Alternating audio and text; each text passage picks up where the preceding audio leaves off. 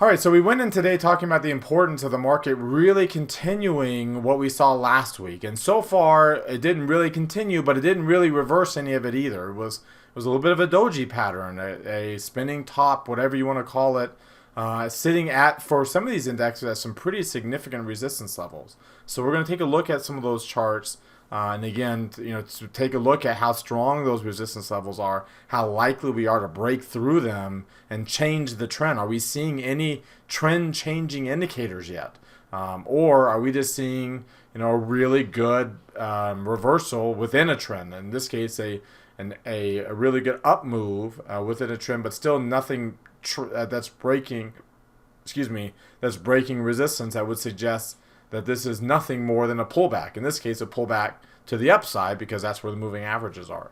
So we're going to take a look at that. We're also going to take a look at there's two big asset classes that had big moves, one to the upside, one to the downside. We'll talk about that, what that suggests about our market posture. Take a look at the sector moves today, as well as our trade idea as a stock that engulfed, had a pretty significant bearish engulfing pattern, not a doji like we saw in the broader market. So we'll talk about how to trade that. So let's go ahead and get started. Today is Monday, March the 21st, 2022. This is the Market Outlook from MarketScholars.com. My name is David Settle.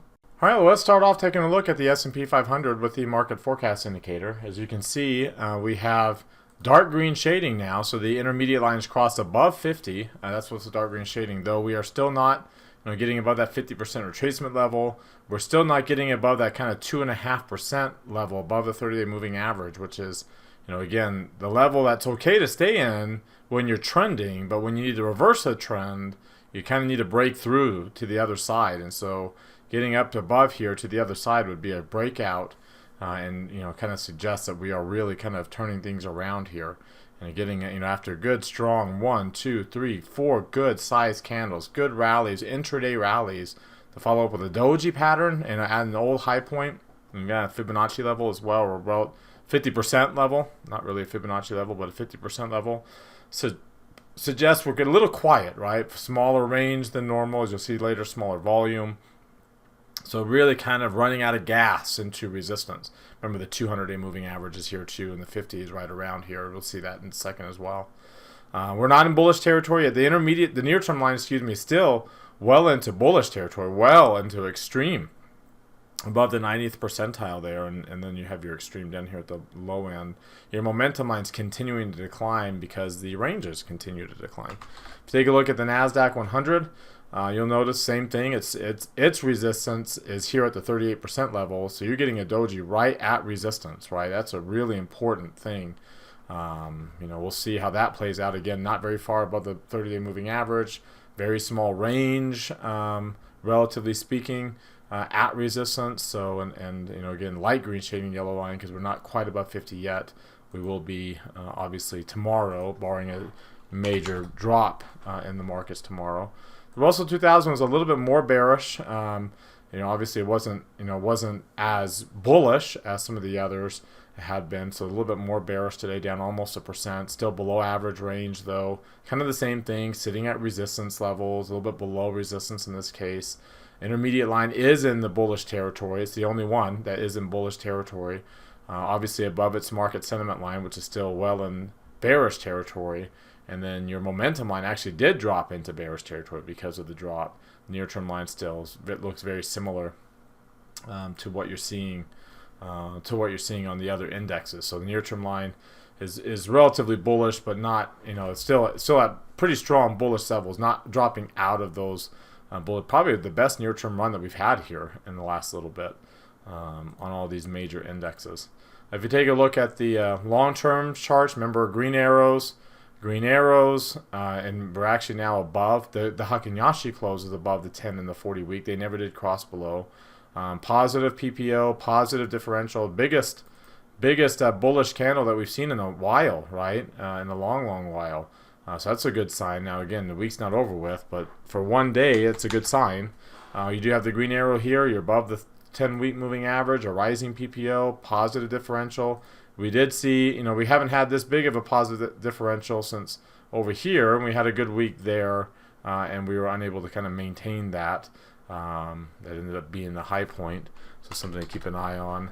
And then finally the NASDAQ also getting us a good strong bullish candle, one of the bigger ones we've seen since we've been bullish, right? And then you have a slightly rising PPO and a green arrow on the 10-week moving average as well. Now the Heikin close is sitting right at the 10-week, again strengthening that resistance level. Looking at the 3 green arrow charts, again we're still dark green. Remember, green shading. That we talked about this. This is as long as we don't lose this today, tomorrow. If we can hold on to the green shading pretty much all week long, that's going to be a really, really good sign. Of course, nothing's 100%, but that'd be a really good sign. If we lose this tomorrow, then again we're done, right? The MACD histogram is rising still on all the indexes except for the Dow. It's the only one that's really pulled down. Even the Russell didn't pull down yet, despite having the bigger loss. So that's a good sign. The S&P is sitting right at that 250-day moving average, right at that gap. So it's actually filled in the gap between the 50 and the 200.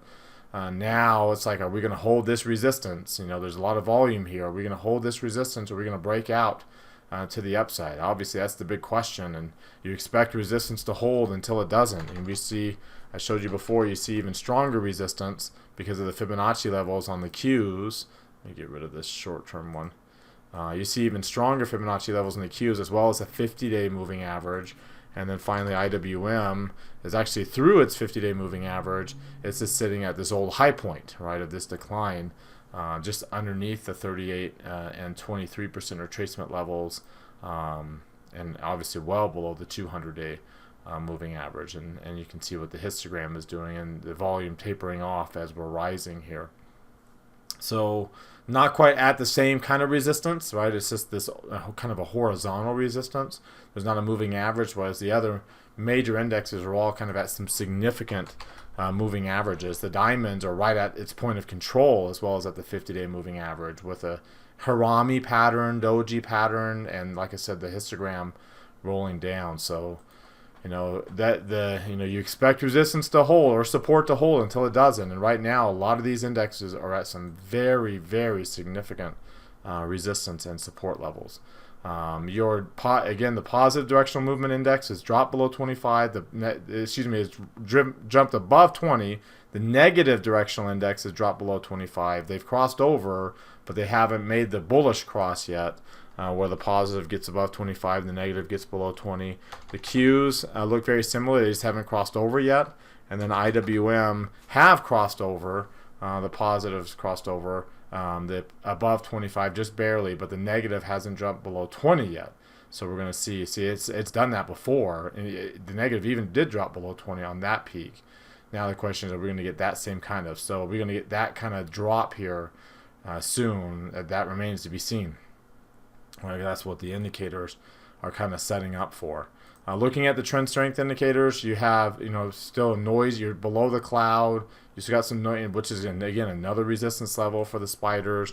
The Qs are still below the cloud. The price is still below where it was 26 days ago. That's a resistance level, though. You don't have the trend anymore, right? You see how we lost on Friday. We lost that strong bullish trend on the Qs, and then IWM. The top of the cloud is what's working as resistance right now, as well as the price where it was 26 days ago. So you can see why it's again having another reason why it's kind of stalling here above the 50-day moving average, but well below the 200, because you've got that that cloud, the top of the cloud there. When you look at the Bollinger Bands for SPY, we again just a smidgen. And remember, if we're going to change the trend, we got to break above 100, right? That's what changes the trend. Not quite there yet. And when you look at it combined with the Keltner channels, the Bollinger Bands are actually inside the Keltner channels. So a breakout is, you need to get above the Bollinger Band, and the bands need to get outside the Keltners. So again, you can see that here. The bands are outside the Keltners when you broke below the bands and you started this bearish move. So you need to do it the other way around. And we're not quite there on SPY. We're a little bit better at IWM, but still not really there, just barely in the upper quartile. And again, the bands are still inside the Keltner channels there. And then on the Q, same thing, just a smidgen inside the upper quartile, and then the bands are inside the Keltner channels there. Looking at the whole moving average, we've been looking at that crossover. The Qs are still below the 200. You can see now we're starting to get smaller bodies on this, and the the distance from the 20-day is dropping back down. We got these parabolic SARs down below us. You can also see too on IWM we are above the 200-day or 200 day whole moving average, and we're getting closer to the 20-day as it's moving up, and the same thing with the S&P. So we kind of need to see what we kind of need to see some kind of transition candle on the daily chart before we're really kind of concerned about any kind of reversal.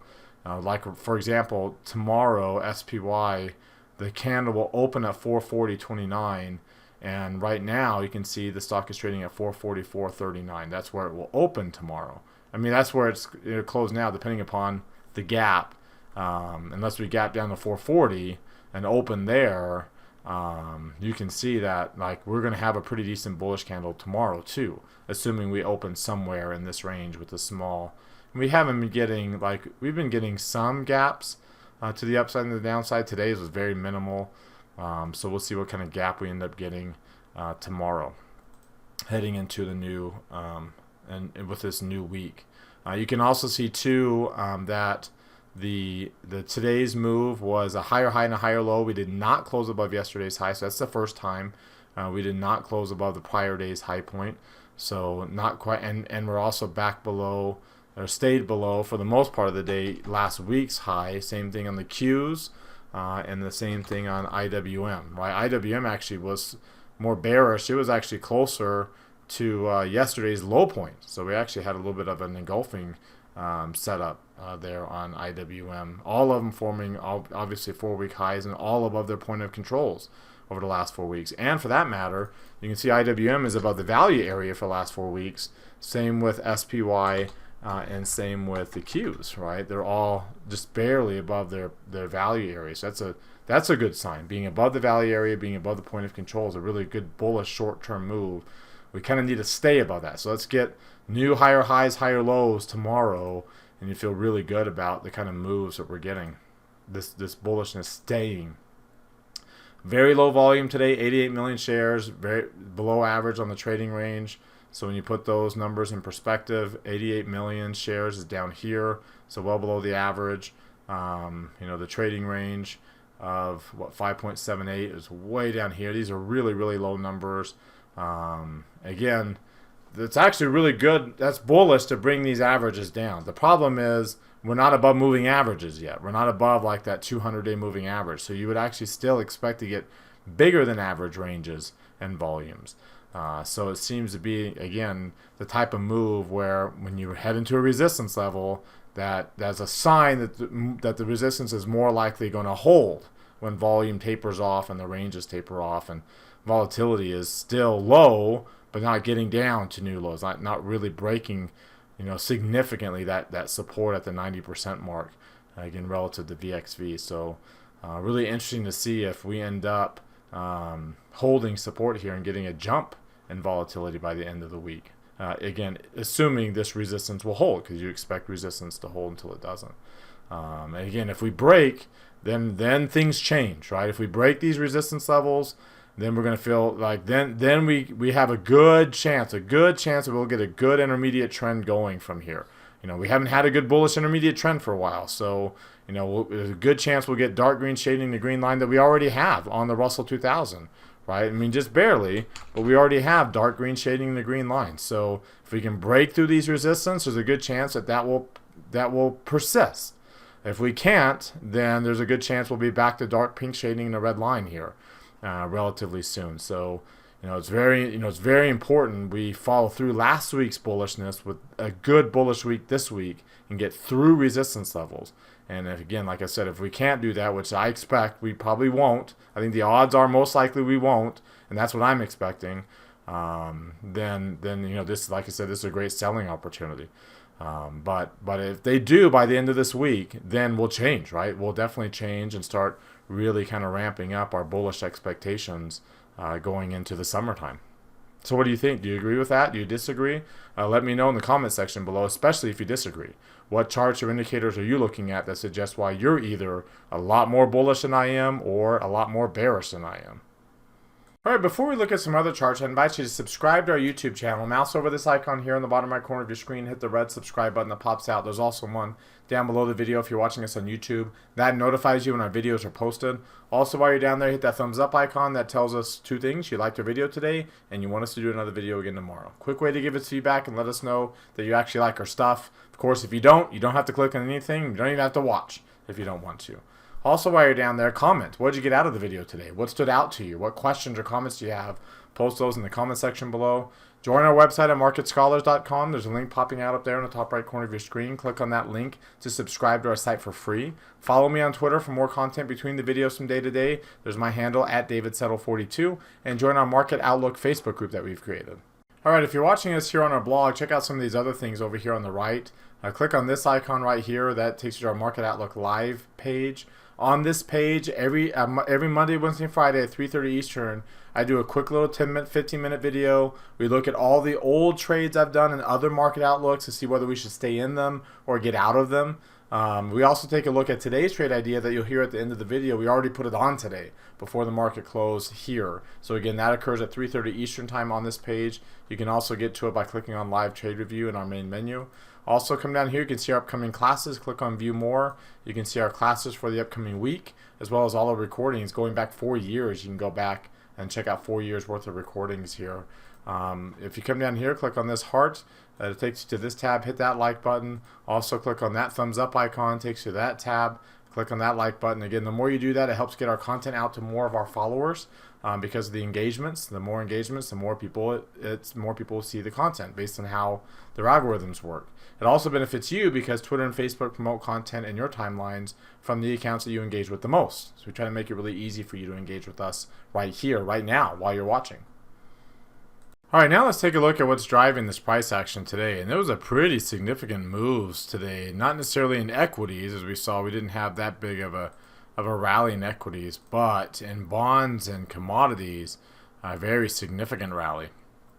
When you look at commodities up over 3.5%. Remember, they had been down quite a bit last week. And bonds down 2.5%. Huge moves.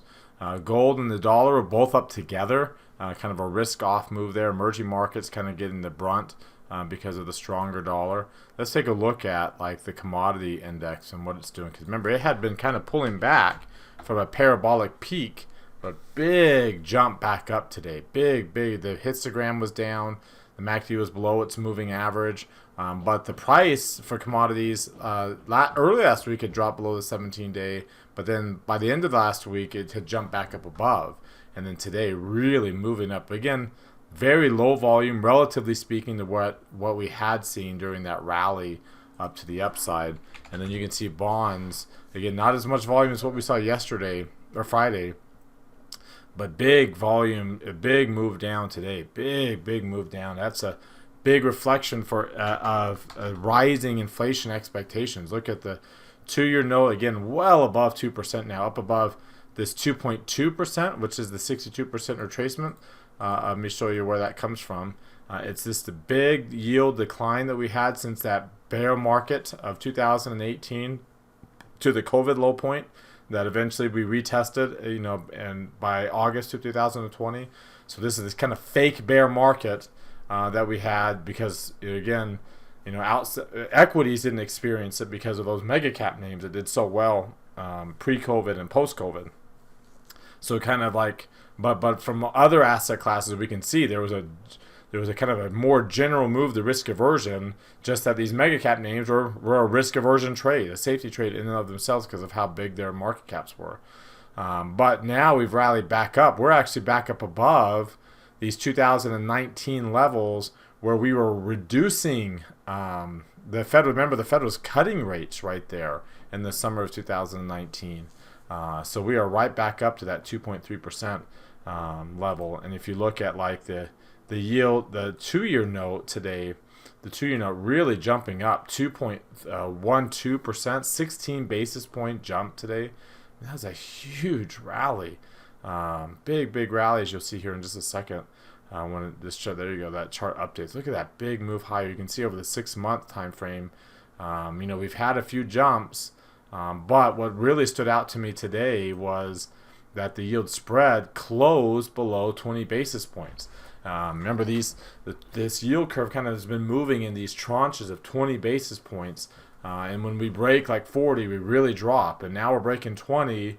And the concern is that you'll really drop down to zero, right? Down to 0%. And then having an inverted yield curve, especially with the real Fed funds rate as low as it is, that is just not a good combination. It is not a good combination. They had the real Fed funds rate as negative as it is. Usually, you get an inverted yield curve when your real Fed funds rate is actually positive, pretty strongly positive. You can see these are both pretty darn high. Again, the real Fed funds rate. This is the Fed funds rate minus the inflation levels.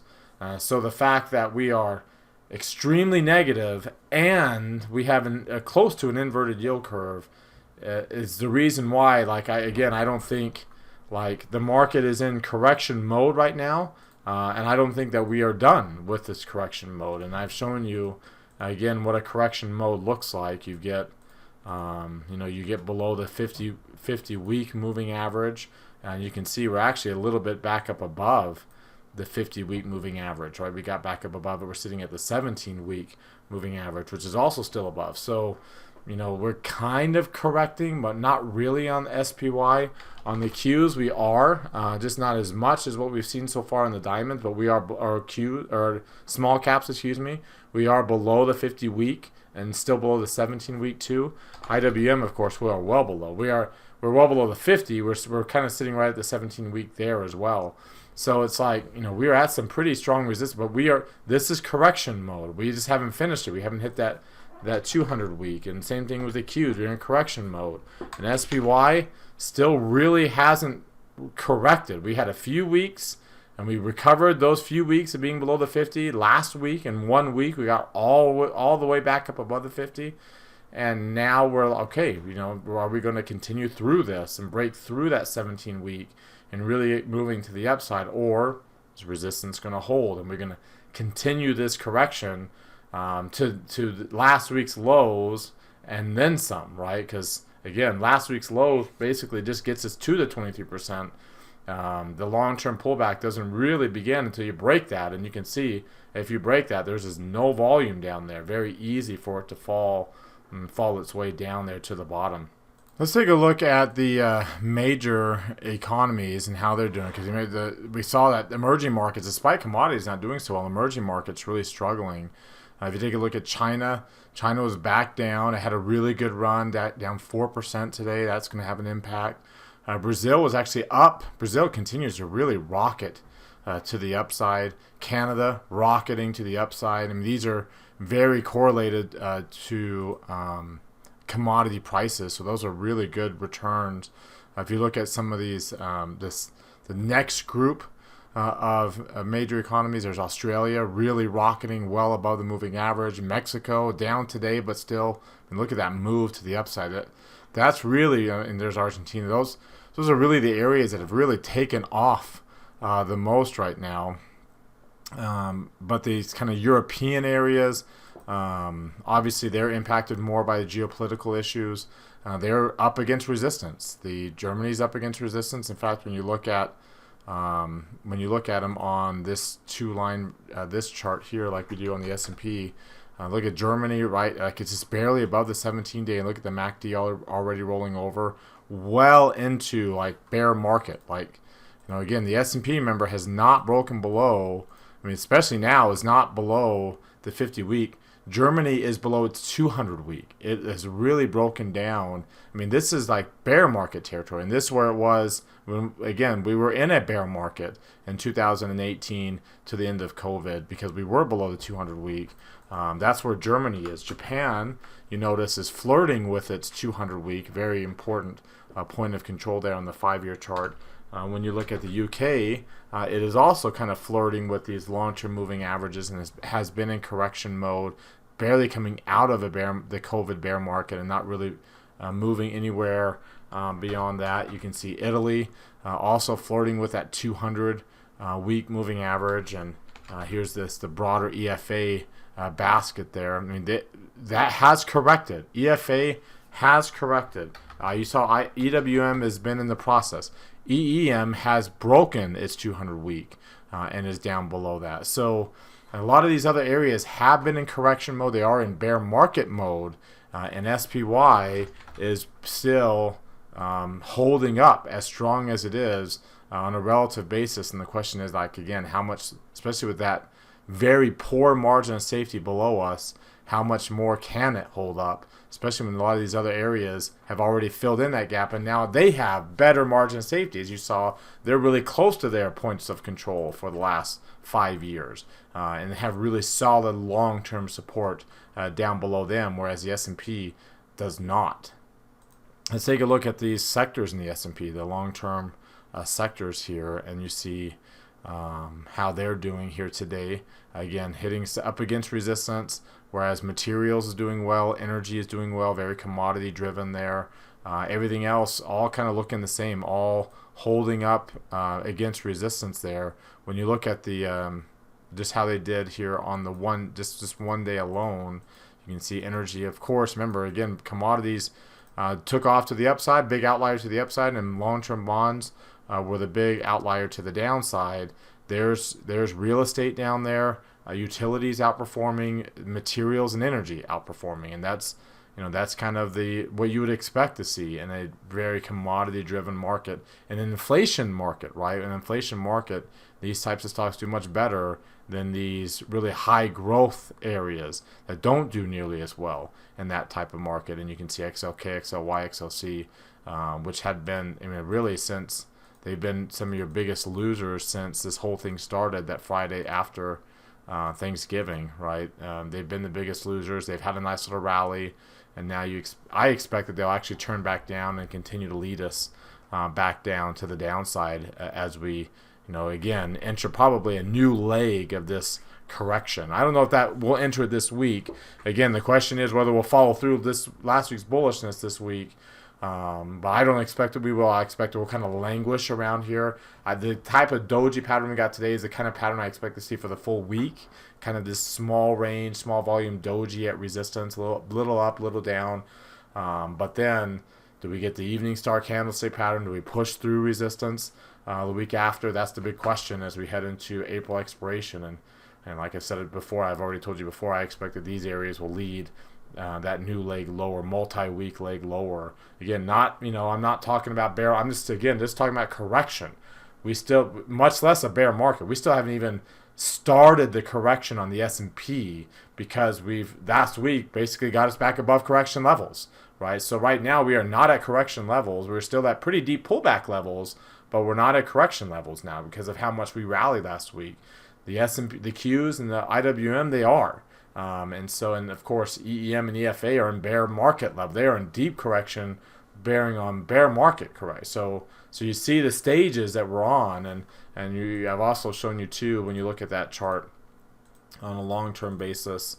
When you look at the other end of the spectrum, ARK Investments, right, the strong bullish end of the spectrum, it's also below its 200 weeks, so it also is in, and unlike the others like EEM and EFA, which have all the volume below it in the last 5 years, this stock has all the volume above it in the last 5 years. So it can really suffer through here. And then when you look at another asset class on that end of the spectrum, Bitcoin, it's also below its 50-week moving average.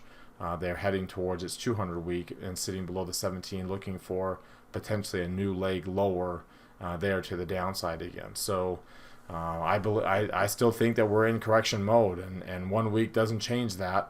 And when you look at these daily price moves, when you look at it like on a long-term level, we'll see this week we came out of that intermediate pullback with a strong week, and then we stayed bullish. That's the kind of thing we need to see here. If we get this kind of week, which is what happened after Thanksgiving, then we end up still being bearish, and that's the big question mark right now. And so far, kind of a nothing week, but it's only 1 day in, and we need to see how we end up finishing to see whether or not we will get these kind of follow-up bullish weeks and really kind of break us out, or whether we'll get more red candles and stay in the trend that we're currently in. You can see over here kind of in fourth quarter 2018, the same kind of thing. Good bullish week, and then we still followed up with more bearish weeks coming after that. So we weren't quite done there. And you can also see it too, if I were to go out to like 15 and 16, we had good bullish weeks. In fact, in 15 there, we had a good bullish week over 3% and followed up with some more bullish weeks, but then stayed bearish. And same thing happened over here, and we didn't follow up with the good bullish weeks coming after. And so that's the kind of move. We need to get that good bullish week and then follow it up. Good bullish week and follow it up, and not just turn back to being bearish again.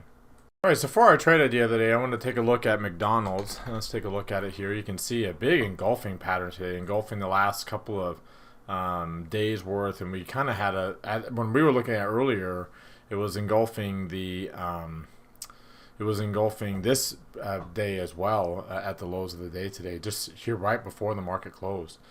So, I mean, obviously, it's a pretty bearish candle, obviously getting up into some resistance levels too. The near-term line coming out of bullish territory, though not into the lower half of the chart or into bearish territory yet, so keep that in mind. We never did get above the moving average. We're still 3% below that, coming back down here.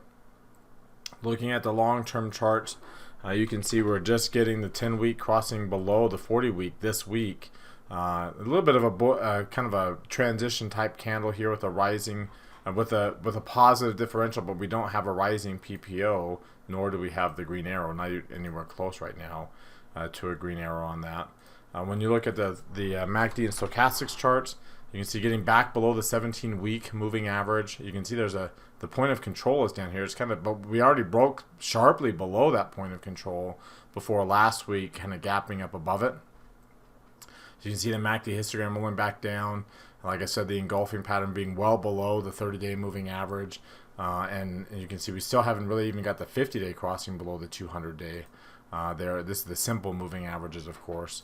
When you look at the whole moving average for this, you can see that we're getting we're well below the 200-day.